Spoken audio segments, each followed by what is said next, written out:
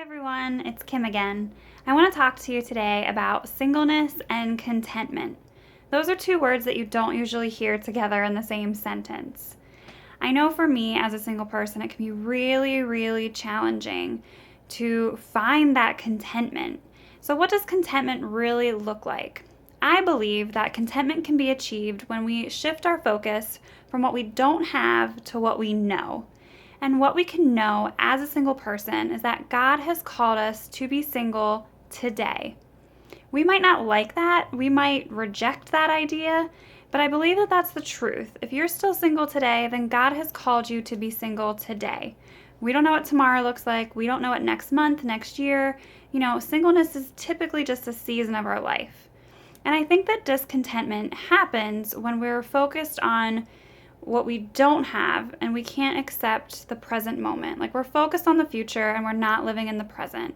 And I think joy can be found when we realize that this is what God is calling me to, and I need to be obedient in that calling, even if I don't like it. Just like any other calling in your life, if God calls you to missions, or He calls you to a tough job, or He calls you to be a parent or foster a child, like those can be tough callings, but when we're obedient in them, we start to feel a peace and a joy.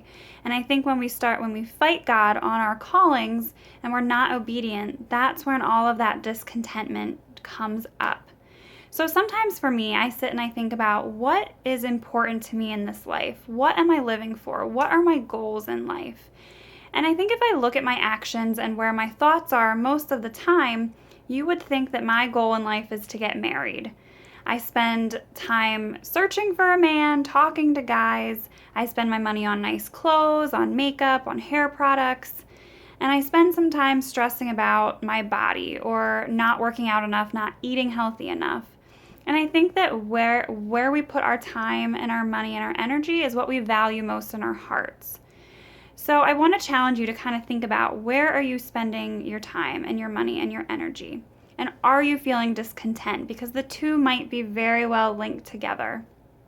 I think that I think sometimes I have to have a reality check and say, okay, like that's not who I want to be and that's not what I want to be living for. I don't want to get to the end of my life and say, wow, I spent all of this time trying to get married and not embracing my singleness. That's not what we're put on this earth for. Yes, marriage is a blessing, but singleness also is a great way for God to use us and a great way for us to just mature and grow in our faith with God. And so for me, I want to fulfill that call God has on my life, which is the call that all of us Christians have, which is to obey, to love, and to serve God. So I want to read to you Psalm 73, 25 to 26. The earth has nothing I desire besides you. My flesh and heart may fail, but God is the strength of my heart and my portion forever. Yes, this world has a lot of enticing things, especially for single people, not just women. I think it's easy to get caught up in this idea that if I just do this or this or this, that I'm going to meet someone. And I think by thinking that, it puts us in control and takes away that trust in God. So I want to tell you right now, that's a lie from Satan. Just reject that idea right now. And listen to what this verse is saying about how God is our portion forever. He is everything we need. I don't know about you, but when I'm hungry, watch out. God's saying that I can come and fill that need. When we're hungry, we're kind of off. We can get hangry and we can get, moody and just we're kind of searching for anything at that moment to fill that. And I think as single people, we have that feeling of hunger and we kind of search for it in all the wrong places and it's not satisfying, or we feel guilty afterwards, like, wow, I just last night I had Burger King and I felt gross afterwards. And I think sometimes we can feel that as single people if we're searching and searching, or we're going out with people we shouldn't be, or we're sleeping around to feel that fulfillment. We're going to feel crappy afterwards. And God's saying here that I am everything you need. You have me forever. He's never going to run out. And that's just very, very comforting to me. And that's such a promise that we can hold on to.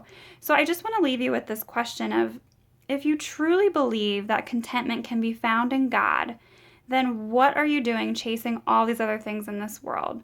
So I just want you to think about that this week. As a single person, how are you spending your time? How are you spending your money? Is that what's kind of, causing all of this discontentment in your heart because you're not fully embracing where God has you and where He's called you to today? So until next time.